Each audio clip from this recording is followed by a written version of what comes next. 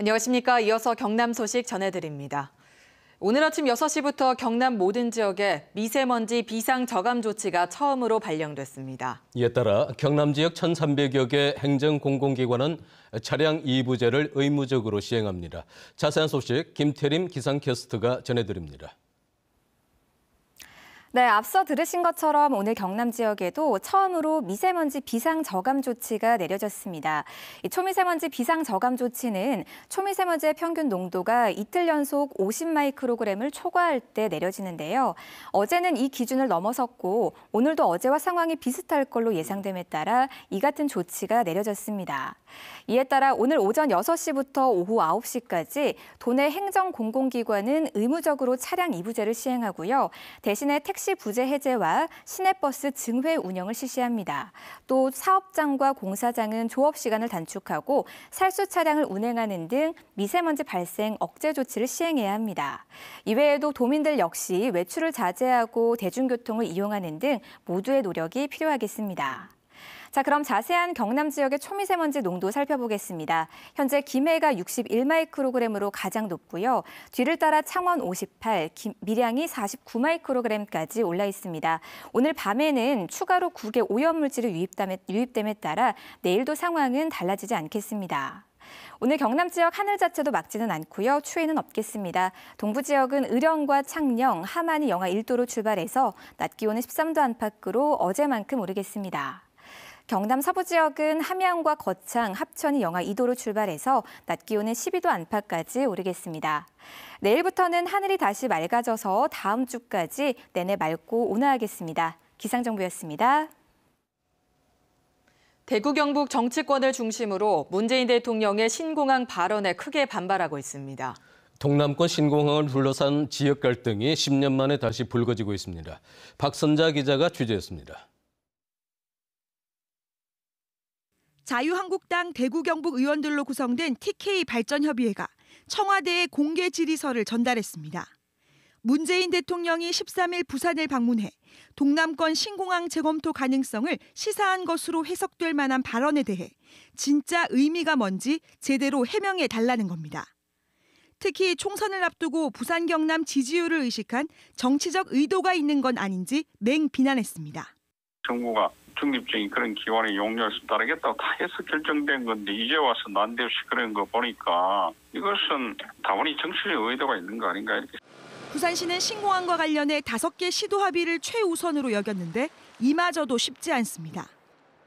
권영진 대구시장은 최근 동남권 신공항을 재논의할 필요 없다고 입장을 밝혔고 대구 통합공항이 되면 가덕도 신공항에 반대하지 않겠다던 이철우 경북도지사도 이후 한 발 물러선 행보를 보이고 있습니다.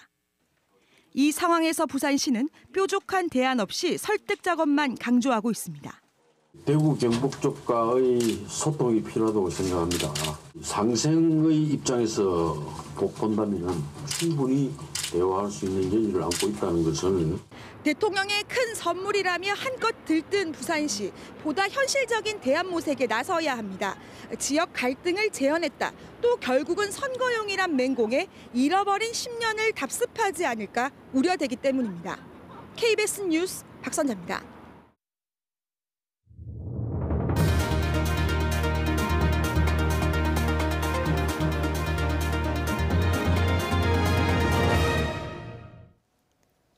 국내에서 처음으로 항공기를 전문으로 정비하는 업체가 문을 열었습니다.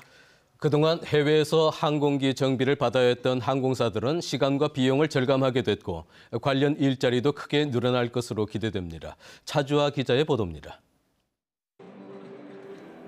180여 명을 태우고 운항하던 여객기가 정비소에 들어왔습니다.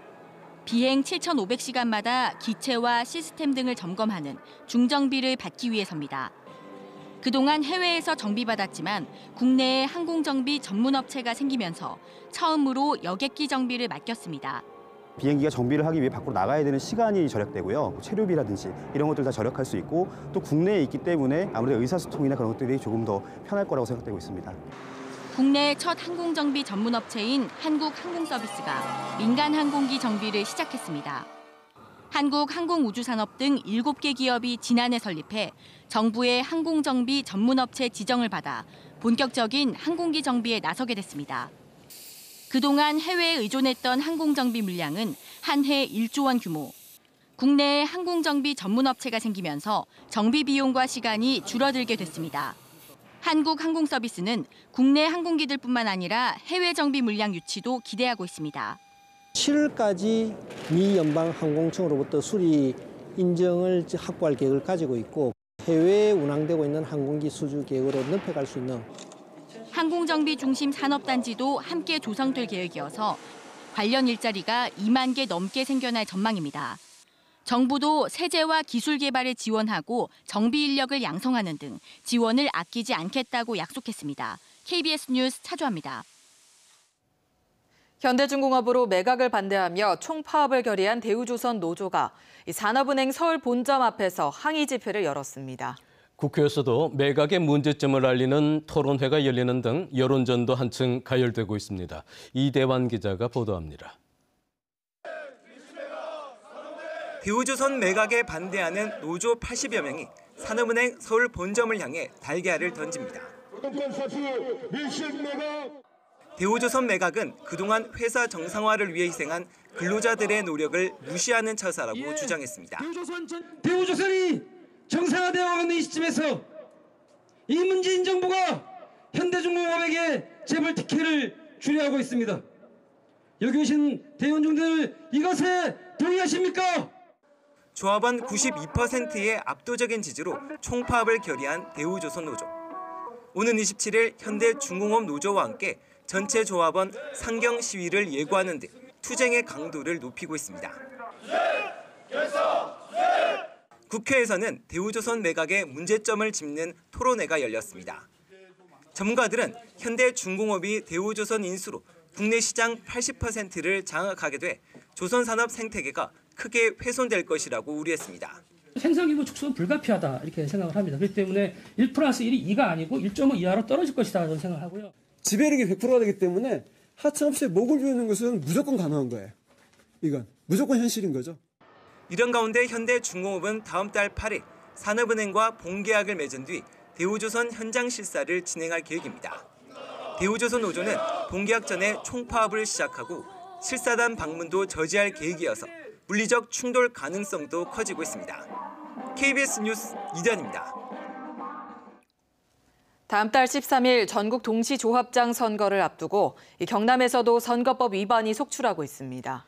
돈선거 관행을 버리지 못한 데다 선거법이 강력하기 때문인데 유권자와 출마자 모두 주의하지 않으면 법을 위반하게 됩니다. 천현수 기자가 취재했습니다. 조합장 선거법 위반은 올해 들어 경남 4건, 전국적으로는 100만 건입니다. 적발 건수가 상대적으로 많은 이유는 조합장 선거법이 공직선거법보다 강력하고 꼼꼼하기 때문입니다. 가장 흔한 위반이 조합원 호별 방문, 가정뿐 아니라 집 앞이나 축사, 비닐하우스 방문도 위반입니다. 후보자 본인 이외 모든 선거운동은 불법입니다. 후보자 당사자하고 선거인하고 밀폐된 공간에서 어떤 행위가 이루어질 수 있기 때문에 그걸 사전에 방지하는 차원에서 호별 방문을 제한하고. 전화는 더 까다롭습니다. 직접 통화와 문자만 허용되고 영상이나 음성 메시지는 불법입니다. 이마저도 밤 10시부터 다음 날 오전 7시 사이는 금지입니다. 개별 접촉을 철저하게 막는 이유는 돈선거 관행 때문입니다. 조합장 선거철인 요즘 농촌 지역에서는 5당 사락이라는 말이 유행어처럼 돌고 있습니다. 5억 원을 쓰면 당선되고 4억 원 미만을 쓰면 낙선된다는 뜻인데 그만큼 돈선거가 심하다는 말입니다. 조합원 2,000명인 경우 50%의 지지를 얻기 위해 1,000명에게 50만 원씩 돈을 돌려 5억 원을 쓰면 당선된다는 계산 방식입니다. 까다로운 선거법에 농협은 출마 예정자들을 모아 교육하고 결의 대회를 했습니다. 각종 선거 부정의 온상이란 오명을 벗기 위해서입니다. 많이 좋아지긴 한데 아직도 일부 부분에서는 건건선거, 돈선거에 대한 미련을 못 버리고 있다고 저는 생각이 드는데 이번 기회에 그런 완전 돈선거를 뿌리 뽑는 선관위는 금품 선거에 최대 50배의 포상금을 내걸고 부정선거 신고를 당부했습니다. KBS 뉴스 천현수입니다. 4.3 국회의원 보궐선거가 40여일 앞으로 다가오면서 정당별 후보 선정 작업도 속도를 내고 있습니다.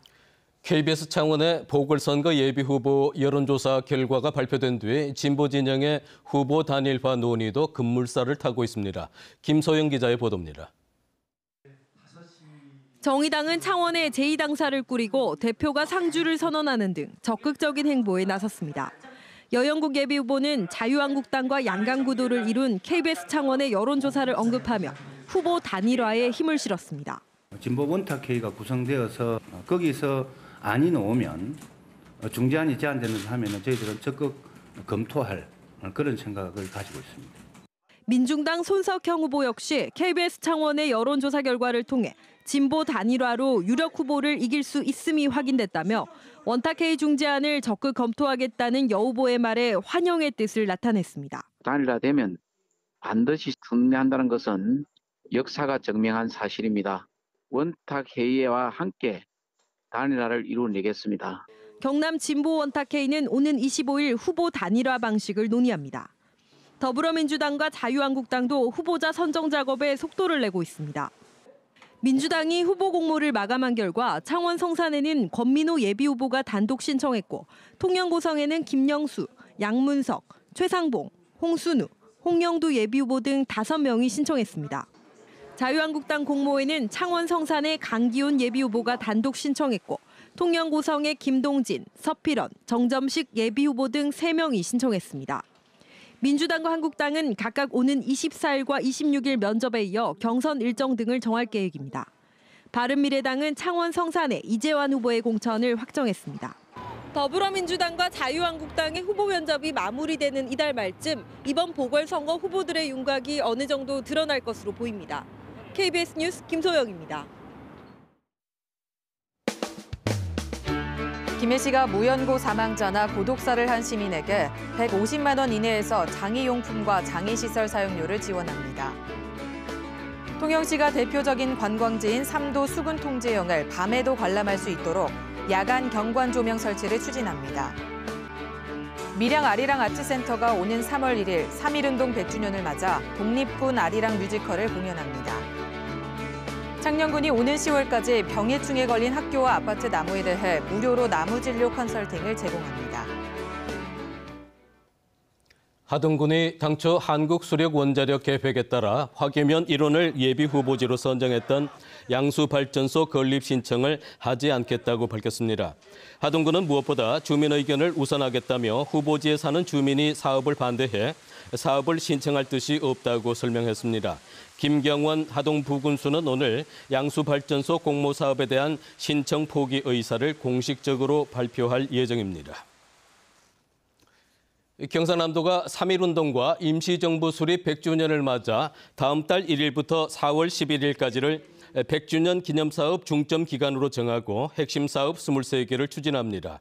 우선 해마다 도청 대강당에서 열던 3.1절 기념식을 올해는 경남도청 광장에서 열고 시군의 릴레이 독립만세 운동을 지원합니다. 오는 5월에는 도민과 각계 전문가가 참여하는 100년 토론광장도 추진하고 있습니다. 경남지방경찰청은 경남의 한 보육시설에서 같이 생활하던 보육원생 4명을 강제추행하고 유사 성행위를 강요한 혐의로 30살 A씨를 구속했습니다. A씨는 당시 16살이던 지난 2004년부터 2013년까지 9차례에 걸쳐 만 6살에서 18살의 보육원생 4명의 신체를 만지거나 유사 성행위를 강요한 혐의를 받고 있습니다. KBS 뉴스를 전해드렸습니다. 시청해주신 여러분 고맙습니다.